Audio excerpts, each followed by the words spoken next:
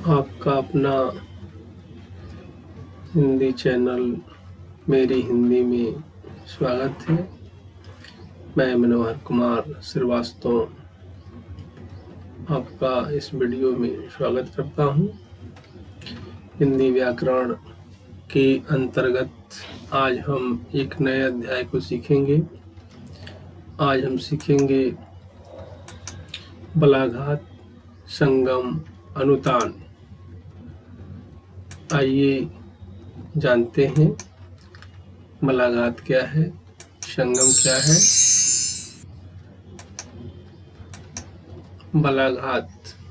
बलाघात को हम दूसरे नाम स्वराघात से भी जानते हैं। बलाघात कहते किसे है? हम जानते हैं कि जिस वर्ण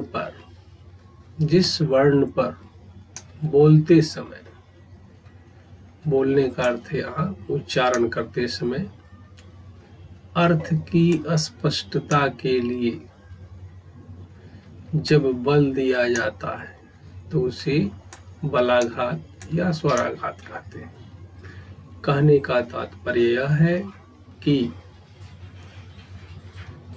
हम शब्दों का उच्चारण करते हैं, शब्दों को बोलते हैं, तो उसमें हमारा उद्देश्य होता है कि हम जिस अर्थ को बताना चाहते हैं उसको स्पष्ट करें। इसके लिए हम बलाघात का प्रयोग करते हैं। बलाघात की कुछ विशेष परिस्थितियां होती हैं। हर परिस्थिति में बलाघात का प्रयोग नहीं होता है। जैसे संयुक्त अक्षर में बलाघात लगता है।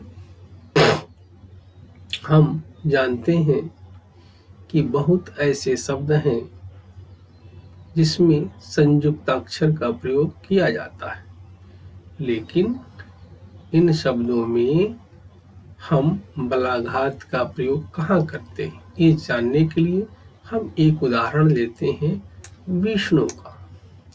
विष्णु में हम देखते हैं कि श और ण संयुक्त अक्षर। इस शब्द में वी पर बलाघात है। ठीक इसी तरह हम एक दूसरा शब्द लेंगे इंद्र।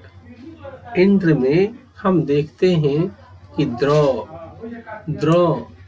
द्र संयुक्त अक्षर है। यहाँ बलाघात ई पर है। इस प्रकार हमने जाना कि संयुक्ताक्षर वाले जो शब्द होते हैं उसमें बलाघात संयुक्ताक्षर से पहले वाले वर्ण पर लागू होता है। अब दूसरी स्थिति यह है कि जब शब्द के अंत या मध्य के व्यंजन का ओ का उच्चारण नहीं हो, अर्थात वह व्यंजन रूप में रहे, तो उसके पहले यानी पूर्ववर्ती अक्षर पर जोर दिया जाता है। जैसे पर में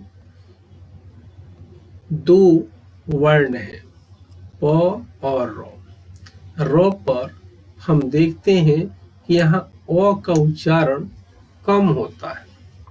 अ साइलेंट है, मूल रूप में यहाँ रहने के कारण हम प पर बल देते हैं। ठीक इसी प्रकार विसर्ग वाले जो अक्षर होते हैं वहां भी बलाघात पूर्व वाले वर्ण पर होता है। जैसे दुख में दू पर बलाघात का प्रयोग होता है। ठीक इसी प्रकार ई, उ, री वाले व्यंजन के पहले, कहने का तात्पर्य है इन व्यंजनों के पहले आने वाले वर्ण पर थोड़ा बल लगता है। जैसे हरी, हरी में री में ई की मात्रा है, यहाँ ह पर बल है। कटु में ऊ की मात्रा है, यहाँ क पर बल है। पितरी में री की मात्रा है तो पी पर बलाघात है। इस प्रकार हमने जाना कि बलाघात या स्वराघात कहते किसे और इसे किन परिस्थितियों में प्रयोग किया जाता है। तो हमने देखा एक परिस्थिति संयुक्ताक्षर की है, दूसरी परिस्थिति मध्य या अंत व्यंजन वर्णों को लेकर है, तीसरी स्थिति विसर्ग वाले अक्षर को लेकर है और चौथी परिस्थिति ई उ री वाले व्यंजन के पहले वाले वर्ण को लेकर है। अब हम आगे दूसरा सीखेंगे। आइए अब हम संगम को सीखते हैं। संगम क्या है? तो संगम शब्द पर विचार करने से इसका अर्थ स्पष्ट होगा। संगम, संगम का अर्थ है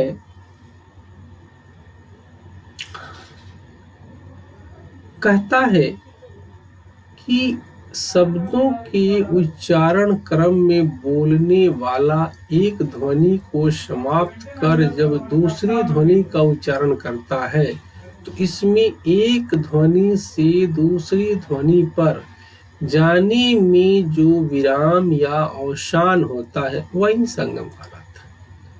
कहने का तात्पर्य है कि संगम का अर्थ यहाँ अंतराल है, यानी जब हम दो वर्णों का उच्चारण करते हैं या दो से अधिक वर्णों का उच्चारण करते हैं तो उसमें कुछ समय का विराम या अवसान होता है। दो या दो से अधिक वर्णों के उच्चारण के क्रम में कुछ विराम या अवसान होता है यह संगम। हम इसे एक उदाहरण से समझेंगे। इसे उदाहरण से समझेंगे। उदाहरण लेंगे तुम्हारे शब्द को। यहाँ हम देखेंगे कि म और ह पर शीघ्र संक्रमण या गमन होता है। तुम्हारे, जब हम तुम्हारे शब्द को बोलते हैं तो यहाँ म ह में संक्रमण या गमन या उच्चारण में तीव्रता होती है, यानी शीघ्रता से हम इसका उच्चारण करते हैं। अगर ऐसा न करें तो अगर हम इसमें विराम या अवसान की स्थिति उत्पन्न करेंगे तब यह शब्द बन जाएगा तुम हारे। तुम हारे।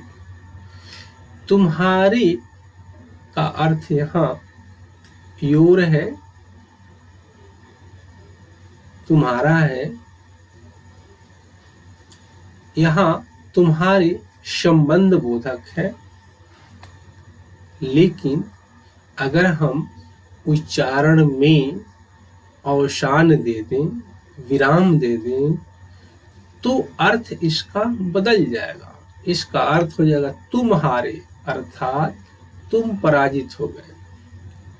तो हमने देखा कि म और ह के बीच जो विराम है यही संगम। म और ह, यहाँ म और ह में विराम है। तुम्हारे में विराम नहीं, तुम्हारे में विराम नहीं है। विराम कहाँ है? तुम्हारे में, तुम्हारे में विराम नहीं है। यहाँ शीघ्र संक्रमण है, शीघ्र गमन है। उच्चारण में जीवा यहाँ विराम नहीं देती, यहाँ शीघ्रता से गमन करती है।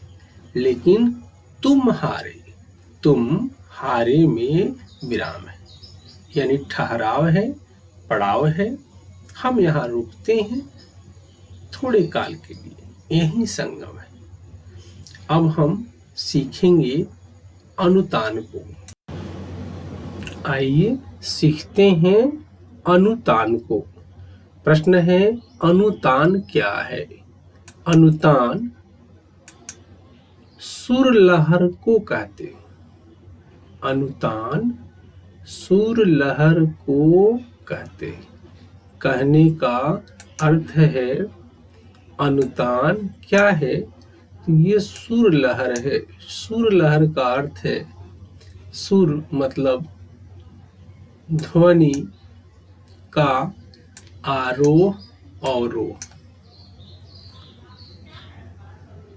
ध्वनि के आरोह अवरोह में या उतार चढ़ाव में जो अंतर होता है, उसके कारण शब्द या वाक्य का अर्थ बदल जाता है।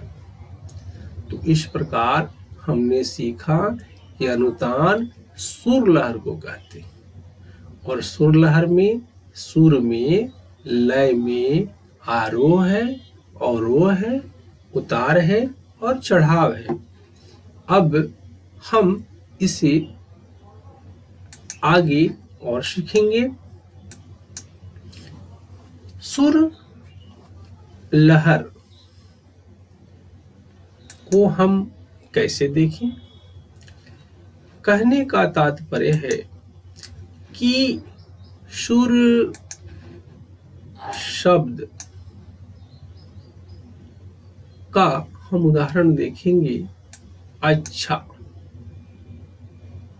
इस अच्छा शब्द का हम सुर के कारण कई अर्थ लेंगे और यह लहर, यह चढ़ाव उच्चारण के क्रम में कैसे होता है।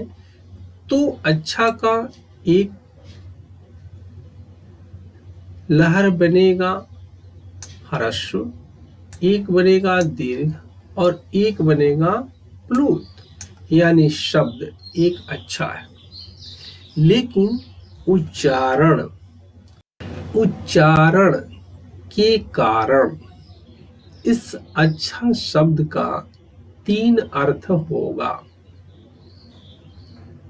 अच्छा अगर ह्रस्व यानी साधारण अर्थ में उच्चारण करते हैं तो इसका अर्थ स्वीकारात्मक होगा। अगर हम दीर्घ करते हैं तो इसका अलग अर्थ होगा। और इसमें अगर हम प्लुत करते हैं तो इसका अर्थ अलग होगा। हमने अच्छा कहा, अच्छा अगर सामान्य रूप में कहा अच्छा तो इसका अर्थ है स्वीकारात्मक, ठीक। लेकिन हमने जैसे ही इसे दीर्घ कहा अच्छा, तो यहाँ इसका अर्थ विरोध होगा। और जैसे ही हमने इसे प्लुत रूप दिया अच्छा, तो ये प्रतिशोधात्मक अर्थ देगा। अब हम इसे वाक्य के द्वारा समझते हैं। वाक्य सुर लहर, वाक्य शब्द सुर लहर देखा हमने। अब हम देखेंगे वाक्य सुर लहर। यहाँ हमने देखा था शब्द सुर लहर को, अब हम देखेंगे वाक्य सुर लहर, यानी सुर लहर अनुतान शब्द पर भी और वाक्य पर भी, दोनों पर भी लागू होता है। शब्द में हमने देखा था अच्छा का अर्थ साधारण स्वीकृति है, दीर्घ का अर्थ विरोध है और प्लुत का अर्थ प्रतिशोधात्मक। अब वाक्य सुर लहर को देखेंगे, कौन करेगा? सामान्य अर्थ कौन करेगा? एक सवाल है, वाक्य सुर लहर का कौन करेगा? सीधा अर्थ है कोई करेगा, कोई काम है, हमने कहा कौन करेगा? कोई करेगा। लेकिन अगर इसी शब्द, इसी वाक्य पर यदि हम सुर लहर के दृष्टिकोण से इसका दीर्घ उच्चारण कर दें, करेगा कौन, यह वाक्य निषेध अर्थ देता है, अर्थात कोई नहीं करेगा। साधारण अर्थ में था कोई करेगा, लेकिन जैसे ही हमने इसे अनुतान के अंतर्गत लाया, वाक्य में उच्चारण के क्रम में हमने उतार चढ़ाव का प्रयोग किया तो इसका अर्थ बदल गया और यह निषेधात्मक अर्थ देने लगा, इसे कोई नहीं करेगा। इस प्रकार हमने इस वीडियो में जाना बलाघात को, संगम को और अनुतान को। वीडियो पसंद आए तो अपने मित्रों के पास शेयर करें, लाइक करें। वीडियो देखने के लिए आपको धन्यवाद।